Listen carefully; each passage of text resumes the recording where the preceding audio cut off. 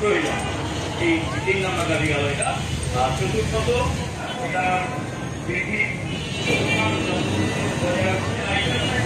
আপনারা জানেন যে আমাদের এই ঔষধ ব্যবসা শুধু ব্যবসা না, পাশাপাশি একটি সেবা।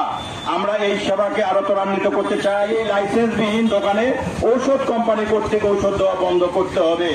এই মানববন্ধনে উপস্থিত সকল ব্যবসায়ী ভাইদেরকে আমি আমার অন্তরস্থল থেকে জানাই শুভেচ্ছা, ভালোবাসা, সালাম। আসসালামু আলাইকুম। এই 4 দফা দাবির মধ্যে আমাদের প্রথম দাবি হলো দোকানে ডেট এক্সপায়ারি, যে সমস্ত ওষুধের ডেট দেয় এই সমস্ত ওষুধ দ্রুত ফেরত নিতে হবে কোম্পানিকে। কোম্পানি সেই ওষুধ দ্রুত ফেরত নিয়ে আবার আমাদেরকে ফেরত দিবে। এটা হলো আমাদের প্রথম দাবি। দ্বিতীয় দাবি আমাদের হলো সরকার নির্ধারিত প্রত্যেকটি ঔষধে সরকার নির্ধারিত মূল্য বেঁধে দিতে হবে। কিছু কিছু ঔষধ আছে যেখানে কোনো মূল্য লেখা থাকে না। আমরা আমাদের ইচ্ছা মতো দাম দিই। আমরা আমাদের ইচ্ছা মতো দাম নিতে চাই না। আমরা চাই সরকার প্রত্যেকটি ঔষধের মূল্য লিখে দেব, সেই অনুযায়ী আমরা বিক্রি করব।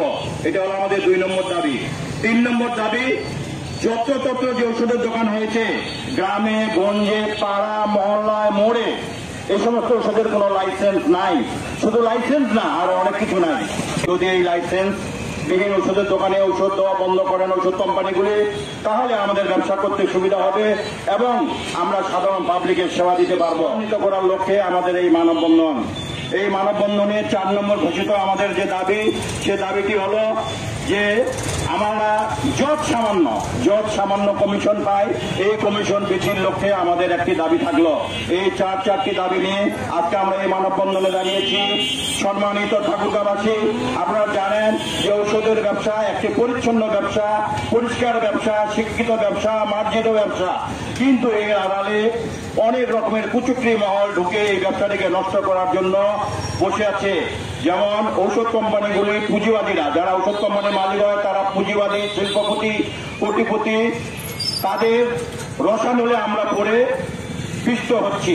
এই পিষ্ট থেকে পরিত্রাণ পাওয়ার জন্য আজকে আমরা এই প্রখর রৌদ্রে চৌরাস্তায় ঔষধ ব্যবসায়ীগণ দাঁড়িয়েছি।